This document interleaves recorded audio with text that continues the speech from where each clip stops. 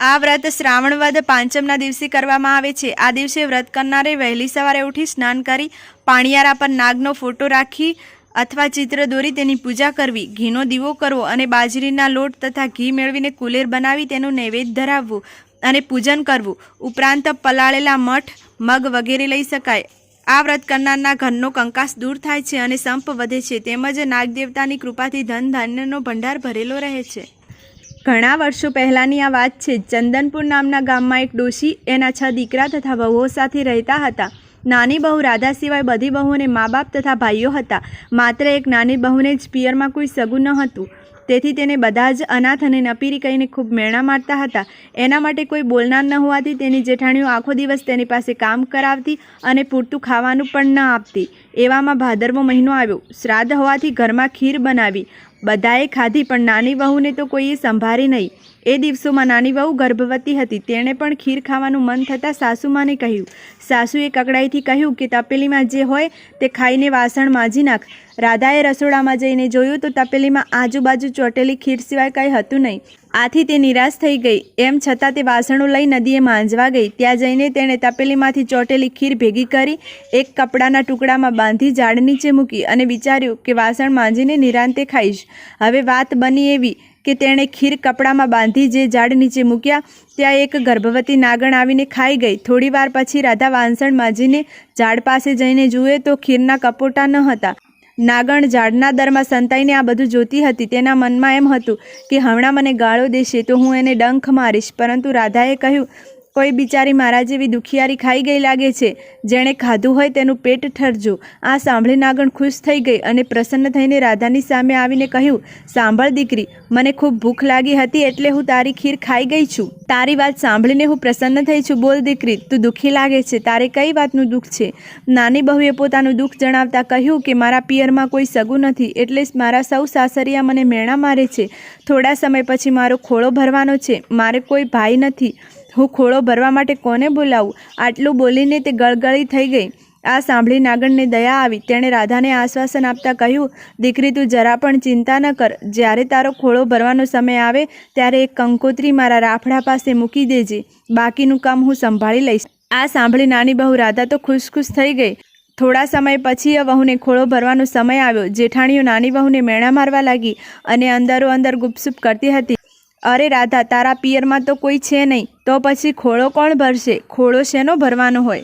નાની બહુએ સાસુને વિનંતી કરી કે મારા પિયર પક્ષે એક દૂરના સગા છે, તેમને મારે આમંત્રણ આપવું છે, તો કંકોત્રી લખી આપો। સાસુએ મોટી બહુ આગળ એક ચબરખીમાં 2-4 શબ્દો લખી આપ્યા। નાની બહુ રાધા ખુશ થઈને કંકોત્રી લઈ પહોંચી નાગણના રાફડા પાસે। ત્યાં મૂકી મનોમન ભાવથી નાગ માતાને આમંત્રણ આપીને પાછી ફરી।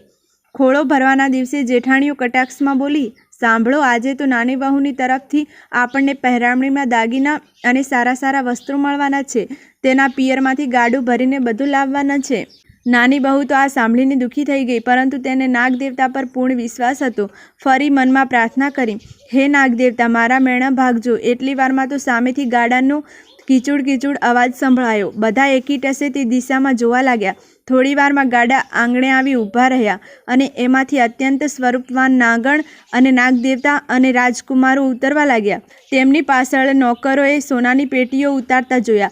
આ જોઈને સાસુ અને જેઠાણીઓને તો આ બધું સ્વપ્ન લાગ્યું। એની પાછળ ગાડાઓની લાઈન જોઈને બધા આભાજ બની ગયા। રાધાનો ખોળો નાગકુમારોએ ખૂબ જ ધામધૂમથી ભરાવ્યો। દરેકને પહેરામણીમાં સોનું, હીરા, માણેક અને અત્યંત કિંમતી વસ્ત્રો આપીને ખુશખુશાલ કરી નાખ્યા।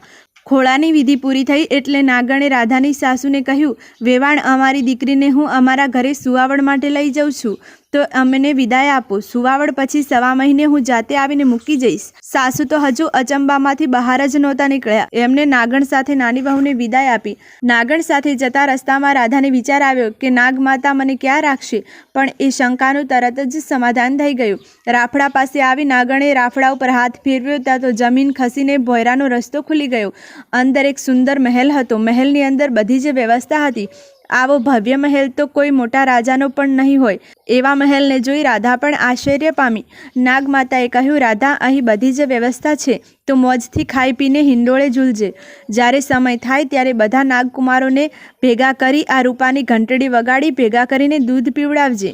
રાધાએ આ કામ પોતાની જવાબદારી સમજી ખુશીથી સ્વીકારી લીધું. થોડા દિવસ પછી એક શુભ દિવસે નાની વહુને દેવ જેવો દીકરો જન્મ્યો. દિવસે દિવસે રાધાનો દીકરો મોટો થવા લાગ્યો. એવામાં એક દિવસ બન્યું એવું કે રાધા એક મોટા વાસણમાં ગરમ દૂધને ઠંડુ કરવા મૂકી બીજા રૂમમાં ગઈ હશે. ત્યાં તેનો નાનો છોકરો રૂપાની ઘંટડી વગાડવા લાગ્યો. ઘંટડીનો અવાજ સાંભળી નાગકુમારો દોડતા આવી પહોંચ્યા.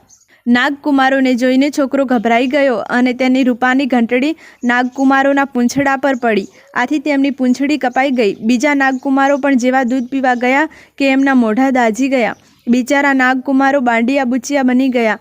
તેઓ છોકરા પર ચીડાઈને કરડવા દોડ્યા. ત્યાં તો રાધા આવી પહોંચી અને છોકરાને તેણે બચાવી લીધો. નાગકુમારોની વ્યથા જોઈને રાધાને પણ ખૂબ દુઃખ થયું, પણ નાનકડા છોકરાને શું કહે?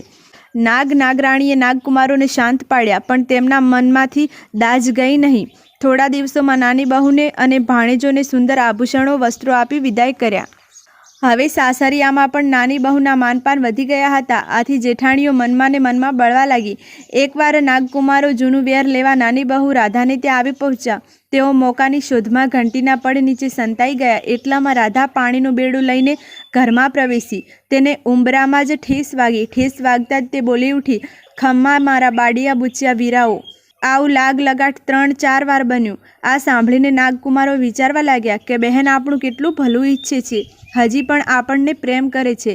બહેનનો આવો પ્રેમ જોઈને નાગકુમારોએ કરડવાનો વિચાર માંડી વાળ્યો અને બહેનને આશીર્વાદ આપી ત્યાંથી નીકળી ગયા. એક દિવસ નાની બહુના છોકરાએ જેઠાણીના છોકરાનું દૂધ ઢોળી નાખ્યું. આથી તે ગુસ્સે થઈને બોલવા લાગી, અમારા ઘેર ભેંસો નથી, તું મોટા ઘરની છે તે તું તારે પિયરથી ગાયો ભેંસો લઈ આવીશ, પણ અમારા છોકરા દૂધ વગર રહે એમાં તારે શું? આ સાંભળીને રાધાને ખૂબ દુઃખ થયું. તેણે આ દુઃખની વાત નાગણને કહી સંભળાવી. નાગણે બીજા જ દિવસે નાગકુમારોને ગાયો સાથે રાધાના ઘરે મોકલી આપ્યા. બધી જેઠાણીઓને પણ થોડી ગાયો આપી. આથી બધી જેઠાણીઓ પણ ખુશ થઈ ગઈ અને જેઠાણીઓ પણ નાની બહુને પ્રેમથી બોલાવવા લાગી. સાસુ પણ નાની બહુ પર પ્રસન્ન રહેવા લાગ્યા. આમ ઘરમાં ફરી સૌ સંપથી આનંદપૂર્વક રહેવા લાગ્યા. હે નાગ દેવતા, જેવા નાની બહુને ફળ્યા એવા સૌને ફળજો, બધાને સુખી રાખજો.